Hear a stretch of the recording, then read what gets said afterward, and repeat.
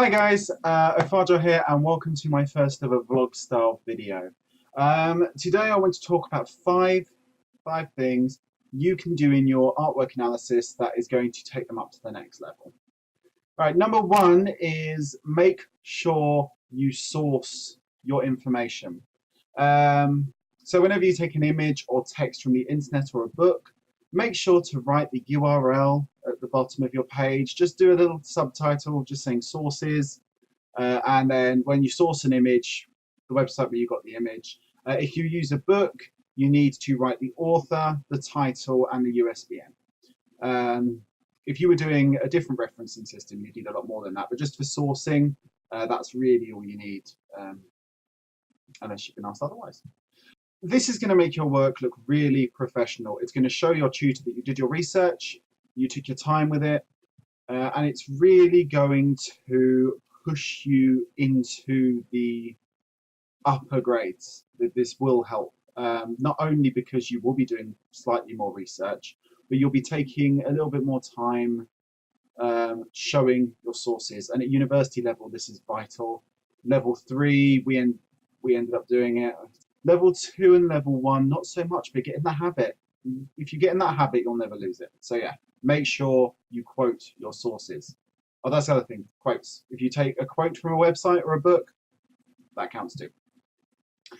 Okay, on to number 2.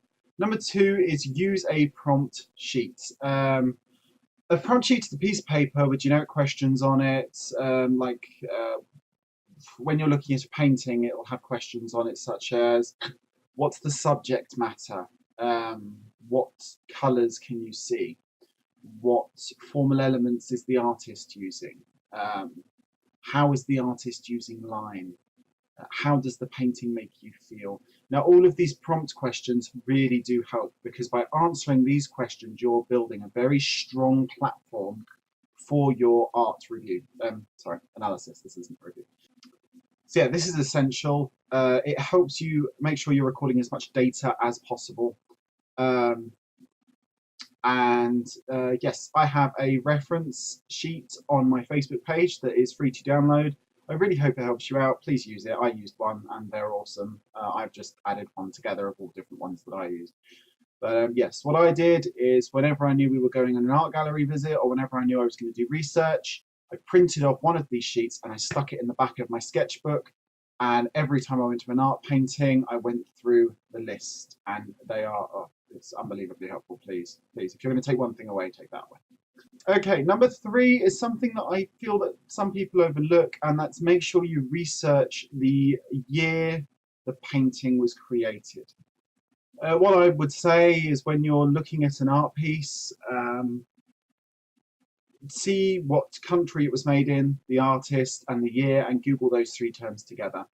You might get something in context.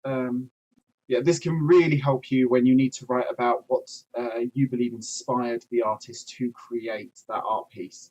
It also helps to put the art piece in historical context, which is vitally important if you're doing an art analysis. Some artwork we can't understand now, but would have seemed bold and brave back then because of certain things that were happening in the world. Society has changed since artwork has changed with it. So you can't review old artwork with today's mindset. It's very important. So yeah, number 4, use power phrases.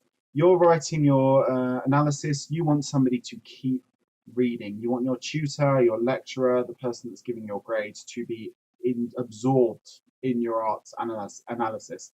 I always tried to give something new whenever I was writing a piece, because I knew that my teacher had to mark 40 or 50 sketchbooks, and I wanted her to have something interesting to read rather than just something generic. So yes, you could write something like, the painting has dark colours and smooth lines. This is fine. You've observed formal elements. You've observed that the colours are dark. You could go deeper. You need to get descriptive. When you write an art analysis, you need to go beyond saying what you see. You need to push it further. So I would write it as, I'm going to read my script now. The muted colours and smooth lines add to the eeriness of the scene. The smooth lines draping a contour around the figure blend beautifully with the muted greys and blues. Now that statement is going to impress. You've shown that not only you can visually analyze the piece, but also consider the implications of the work. You're considering how these pieces came together. So you're not saying that the man is blue. You're not going to say that. You're not going to say that the background is yellow. You're going to go in deeper. That's how you're going to be your grades. Saying the background is yellow is going to get you a pass. Saying the background is yellow and has lines is going to get you a merit, maybe. Going into how those elements interact with each other within a painting, that's the key. That is what you want. Okay, and last but not least, make sure to research the original setting of the art piece. This is something that it's a trap for so many people. I know exactly what's going to happen. You've been told to research an artist. You're going to go online. You're going to Google image search. You're going to pull an image down. You might research the image somewhat. Please research how that image was presented to the world originally. This isn't important for all paintings. Some paintings can stand on their own. However, some artworks do need to be kept in context. For example, a famous one is Mark Rothko's Chapel. If you were to take one of his huge canvases and try to analyze it on its own, it's not going to make sense. You need to analyze it in the context of its surroundings. You need to analyze it within its group. You can't just analyze one on its own, or otherwise you've lost all meaning to the work entirely. And that's something very, very important. It's almost like if you don't do that, it shows you didn't do your research, in my eyes. And that is something that will push you up into those grades. If you can say, okay, this is how it was presented. Even better if you can go visit. I mean, obviously I'm talking from studying in England. I can't just hop over to see Mark Rothko's Chapel very easily. So yeah, if you can go visit the actual location of the art piece, please do. Take primary research. Take your camera, take some pictures, do some field sketches. That's so much better. But if you are just doing it on internet alone, like I did, finding out the context of those original pieces is so important. Well, we made it through. I really hope you guys kept along with that. I know there was some heavy stuff involved, and I really hope that you use the prompt sheet at least. It's so useful. I always used it. I was used this on my own. I'm thinking of recording a step-by-step art analysis video. The reason for this is because I think that a lot of people can do with that step-by-step instructions. The issue I have is going to be about 40 minutes long, but if you're more than happy to sit there and watch a 40-minute long video, let me know and I'll start recording that soon. And basically we can work together on creating an art analysis. I can go through art terms and formal elements, etc, etc, etc. So yeah, that would be if you want a more comprehensive explanation. Leave a comment, is that what they're called? Down there. I've seen YouTubers do this down there.